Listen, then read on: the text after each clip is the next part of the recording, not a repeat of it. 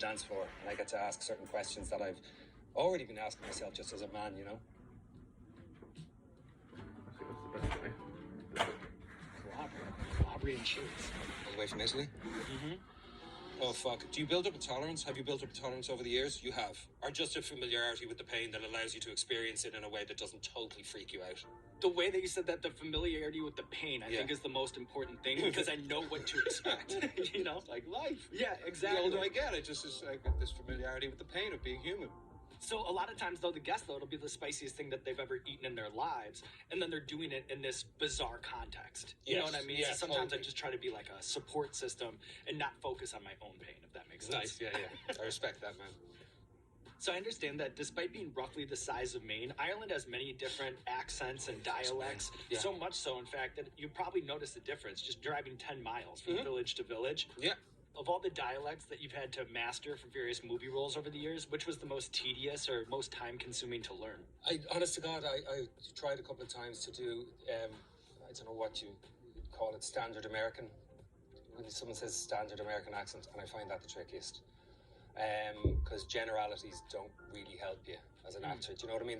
The more specific you can be, of course. You can focus it. Yeah, and then within the specificity that you've found yourself aligned with, then there's room for play. Of course, you'd always be free to do this, that, and the other. It's not about, but if just a general American accent, it just sounds general. It sounds vague, and it almost sounds insulting. It sounds like you're not respecting the character or the project or the script. You know that you really should get very specific. So all the really good dialect coaches, they're as sociologically interested as they are in sounds. They really give you a whole context for the world in which this character grew up and how they feel about certain things and the political or, you know, economic climate of the area they grew up in. So that's when it gets really interesting, and that's when it gets really specific. But generalized American, I would be like, oh, I just feel vanilla. But that's me. I can't blame general Americans, whatever they are. 2. Angry Goat Phoenix, like a hybrid. Oh, it's got a little tang to it, doesn't it? Yeah. It's the first one that went off the reservation and decided to bring in a little fruit. Broad. Goes across the mouth, doesn't just hit one spot. Full coverage, just like the indeed. wing. Absolutely ambient. So when we had Tom Holland on the show, he talked about how playing a superhero can sometimes take away your biggest strength as an actor, since your face is always hidden behind a mask, but that it allows for more physicality in the performance. And I'm wondering if a corollary can be made for prosthetics or even a Mike Marino designed fat suit. Like, how does playing the Penguin in a costume in which you look unrecognizable, how does that shape or inform a performance? For me, it was absolute liberation. Look, being covered, I thought... Oh, careful. Oh, I know, yeah. Whoa, amateur mistake. Oh, man, thank God I wasn't eating with my knuckles. I thought that it would be very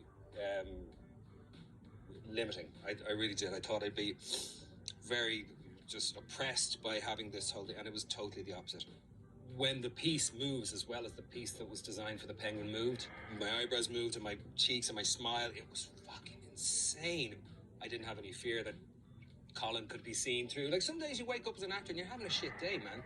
You know, you've had, like people do, you've had bad dreams, something's not going right in your personal life, and you go into work and you have to pretend to be someone else, and that can sound like really bad, like you're having a shit time as yourself. So cool, you get a few hours to be someone else. Not really. You can't not bring yourself to the party. You're always there. So there was something about, there was a buffer between me and my fellow actors with this mask on that just liberated me like I'd never been liberated before. So it was the complete opposite of what I thought. It was so much fun, and it was 3 or 4 hours. And it was 4 hours to start in the chair, and then they got it down to about 2 hours. It was worth every minute.